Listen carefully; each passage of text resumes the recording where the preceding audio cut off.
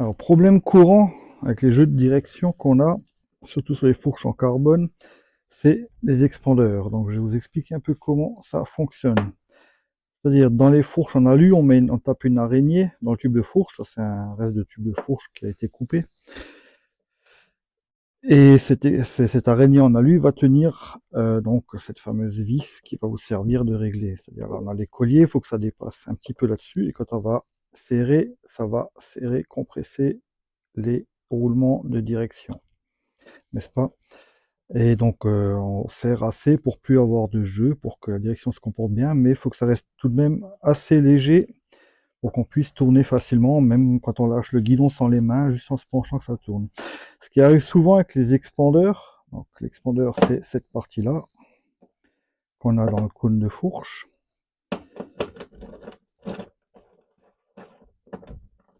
Alors voilà, ça se monte comme ça, dedans un gros petit pan.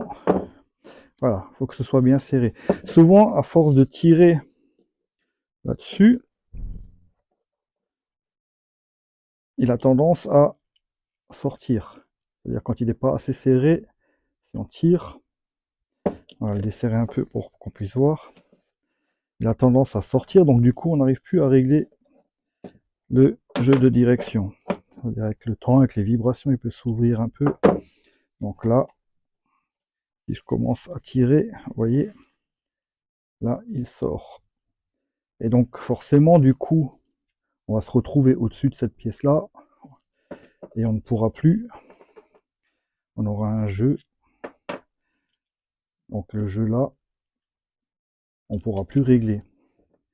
Donc dans ce cas-là, souvent, bon, moi je mets une pâte carbone quand même dans le tube pour que ça tienne un peu mieux. Donc souvent, à ce niveau-là, il faut juste le desserrer, le repousser, le serrer, que ça tienne correctement.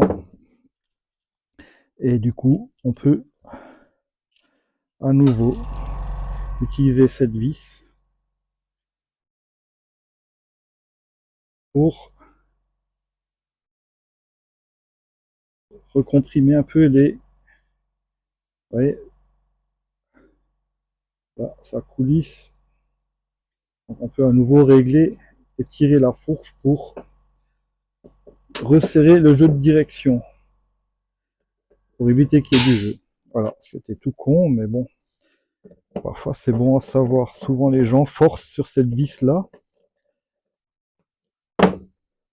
et arrachent l'expandeur, donc après il n'y a plus aucun réglage possible. Surtout faire attention avec le carbone à force de l'user. Voilà. Donc là j'ai eu le cas il n'y a pas longtemps sur un vélo d'un client.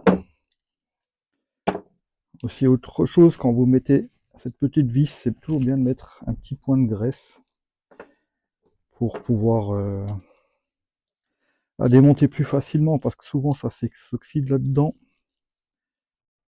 Voilà. Allez, à bientôt.